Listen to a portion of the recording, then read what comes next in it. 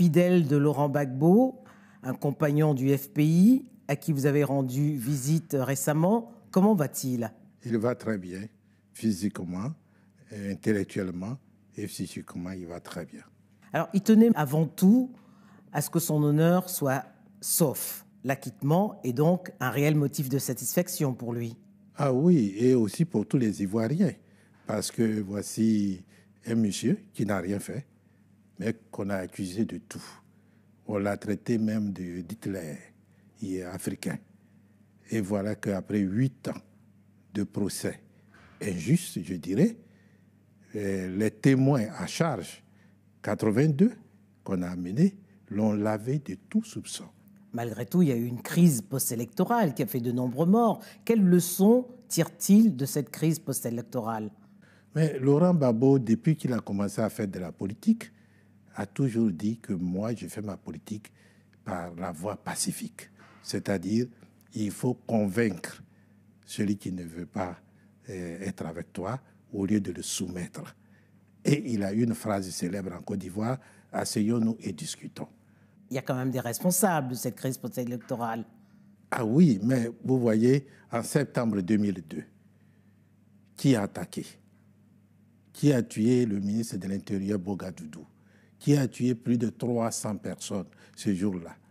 Donc ce sont des hordes venant du nord de la Côte d'Ivoire, des pays voisins qui ont envahi le pays. Vous voyez? Et Laurent Gbagbo a déployé tout ce qu'il fallait pour que malgré tout, il était en Italie. Le président Chirac lui avait demandé de venir en France. Il a dit non, mon pays est en guerre, il faut que j'aille à Abidjan. Il est parti à Abidjan. Il a appelé les uns les autres à déposer les armes et à négocier. Il a fait toutes les capitales de l'Afrique de l'Ouest, Lomé, Accra, pour que la paix revienne. 2010, alors, à qui incombent les victimes de cette crise post-électorale? Mais 2010, on a fini les élections. Le Conseil constitutionnel, comme dans tout pays organisé, déclare Laurent Gbagbo vainqueur. Ses adversaires refusent et déclenchent les hostilités. Voici comment ça a commencé. En 2020, se profile l'élection présidentielle. Les acteurs sont les mêmes, Alassane Ouattara, Henri Konan Bédié et Laurent Gbagbo, s'il revient en Côte d'Ivoire. Est-ce que les mêmes causes ne produiront pas les mêmes effets? Et comment éviter d'en arriver là? Mais pour nous, Laurent Gbagbo doit revenir en Côte d'Ivoire parce qu'il n'a plus rien à faire à l'extérieur du pays, parce qu'il a été acquitté. Mais je vous dirais qu'un homme prévoyant, il a pris le devant. Je l'ai vu en décembre 2018. Et avant que je ne parte en Côte d'Ivoire, le tribunal n'avait pas encore acquitté. Il a dit, il faut que mon parti se mobilise pour que la Côte d'Ivoire retrouve la paix.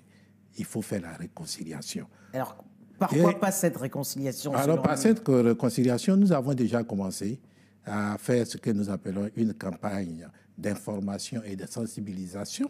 On a rencontré les chefs religieux sans distinction, chrétiens, musulmans et autres, pour leur dire, Laurent Gbagbo nous a chargé de vous dire que la Côte d'Ivoire a aujourd'hui un besoin énorme.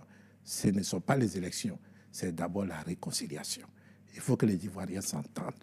Si on reste ainsi et qu'on va vers les élections, on ne sait jamais, parce qu'on a vu des élections locales, c'est-à-dire municipales, régionales, qui se sont déroulées. À Boboga, nous avons eu des morts. À Port-Boué, à Grand-Bassam, on ne peut pas rester dans cette situation. On ne peut pas faire la politique de l'autruche, dire que rien ne se passe, alors que tout le monde sait que ça ne va pas. Donc, aujourd'hui, le Front populaire ivoirien, sur l'instruction de Laurent Gbagbo, se mobilise pour que la réconciliation soit faite. Nous allons rencontrer tout le monde. Nous allons rencontrer le PDCI. Nous allons rencontrer le RDR.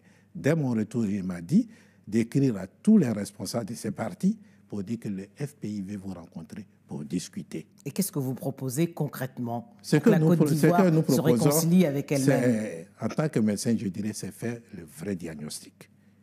Pourquoi dans ce pays de paix, ce pays qui a accueilli des réfugiés de toute la région et même du Moyen-Orient, pendant la guerre du Liban, nous avons accueilli près de 300 000 Libanais. Nous qui avons accueilli les Sierra-Léonais, les Libériens. Pourquoi un matin des Ivoiriens se lèvent, prennent des machettes, des fusils pour tuer leurs voisins parce qu'ils ne sont pas d'accord. Il faut faire ce diagnostic. À partir de là, comme on le sait le faire en Afrique, c'est l'arbre à palabre. Tu m'as fait ça, tu as dit, tu me dis, excuse-moi, je me suis trompé. C'est fini. Et la commission Vérité-Réconciliation? Et à peu près comme l'Afrique du Sud.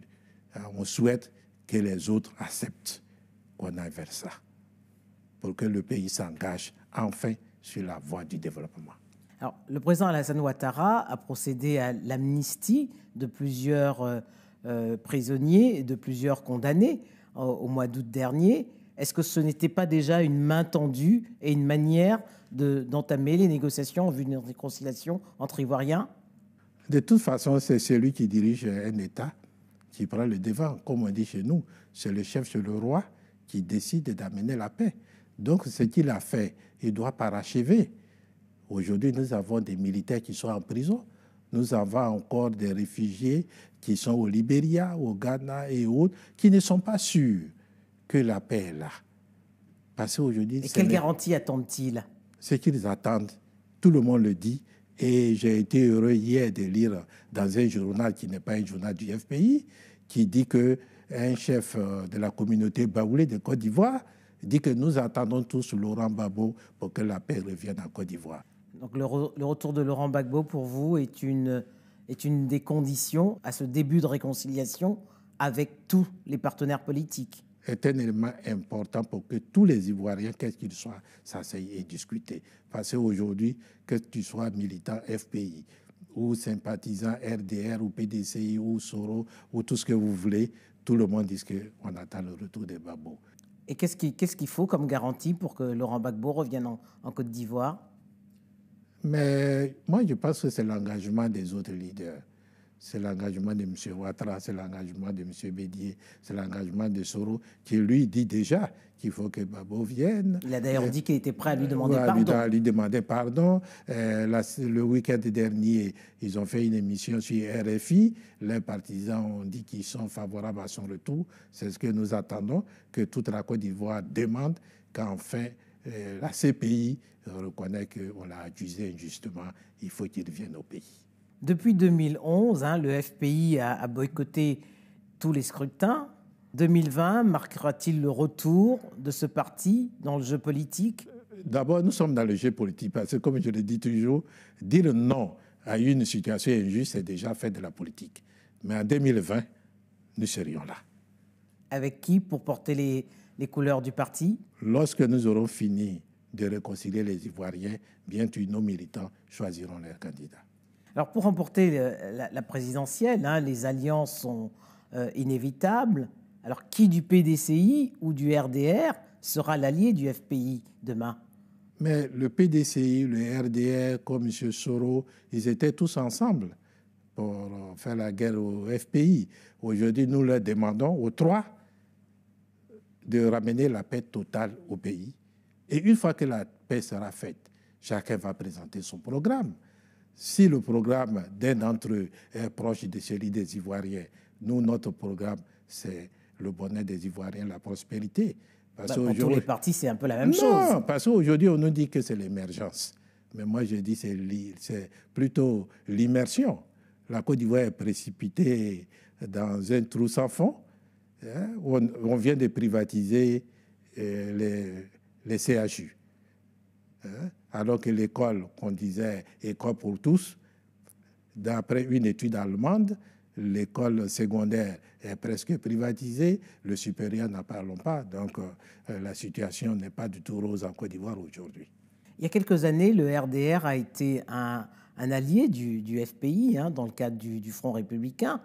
Est-ce que cette alliance est encore possible aujourd'hui? Mais le RDR même a été plus que ça, parce que c'est Laurent Gbagbo qui, avec son ami Denis Kobenampé à son âme, ont écrit les statuts et les règlements intérieurs du RDR. Pourquoi? Parce que Laurent Gbagbo considère que dans un pays, c'est la confrontation des idées qui fait avancer le pays. Donc Denis, qui était un démocrate, mais pas un homme de gauche, voulait créer un parti centriste. Gbagbo l'a aidé avec ses amis, ses camarades. Donc, il est toujours dans cette disposition d'esprit. Mais vous n'avez pas répondu à ma question. Est-ce qu'une alliance est encore possible? L'alliance est possible si nous nous joignons sur ce qu'il faut faire de bien pour les Ivoiriens. C'est ça. Et c'est à partir des programmes, à partir de ce qu'on dit. Or, aujourd'hui, les propos qu'on entend de ces trois groupes, vraiment, on a peur. On a peur. Qu'est-ce qui vous fait peur? Parce que c'est la violence des propos. La violence des propos. Au lieu d'aller vers l'apaisement, chacun accuse l'autre et chacun menace. Ce n'est pas ça à ramener la paix en Côte d'Ivoire. Alors, en parlant toujours des élections de 2020, la Cour africaine des droits de l'homme a relevé le déséquilibre qu'il y avait dans la composition de la CEI. 8 personnes pour le pouvoir contre 4 pour l'opposition. Est-ce que cette réforme de la CEI est un préalable à la tenue de la présidentielle en 2020 pour vous, au FPI? C'est un élément incontournable. Incontournable, et c'est malheureux que dès le départ, c'est-à-dire en janvier, le Premier ministre, M. Gon Coulibaly, a convoqué des partis politiques pour, dit-on, engager le dialogue. Et curieusement, il évite d'inviter le FPI. Nous disons que c'est déjà mal parti. Et le PDCI n'a pas manqué de dénoncer. Nous-mêmes, FPI, nous avons dénoncé. Ce que nous leur demandons, c'est enfin d'accepter qu'on ait une structure véritablement indépendante et souveraine. Nous avons un pays voisin, le Ghana, qui fait des élections. Parfois, les discussions sont chaudes. On conteste les résultats, mais ils ont une structure qui fait les élections et qui veille à ce que les troupes ne viennent pas au Ghana. On peut les copier, on peut demander conseil aux Ghanéens, ils nous montreront comment ils font. Une dernière question à Souadou. Le FPI a connu une scission avec une tendance Abdoulaye Sangaré, puis une tendance Afin Guesson. Aujourd'hui, qui est le vrai patron du FPI? Et peut-on imaginer qu'il y ait une réconciliation du FPI avec le retour de Laurent Gbagbo? Le vrai patron du FPI, c'est Laurent Gbagbo. Après que Afin Guesson ait changé d'orientation politique, je dirais ainsi. Comment? Mais parce que Afin Guesson ne croyait plus à la lutte. Il ne croyait plus que le FPI peut faire triompher ses points de vue. Il ne croyait plus que Laurent Gbagbo allait venir. Mais ceux qui ont cru et qui ont tenu la barre, aujourd'hui, ils sont sur la voie de gagner. Donc, les camarades du FPI, ils sont toujours disposés. Si nous disons que nous voulons faire la paix en Côte d'Ivoire, on peut faire la paix avec nos camarades qui se sont trompés, pourvu qu'ils reconnaissent qu'ils se sont trompés, pour qu'ils reconnaissent que c'est Laurent Gbagbo qui est le président du FPI. Donc un FPI unifié est encore possible? Tout est possible en politique. On ne dit jamais. Jamais. Merci, Souadou. Merci.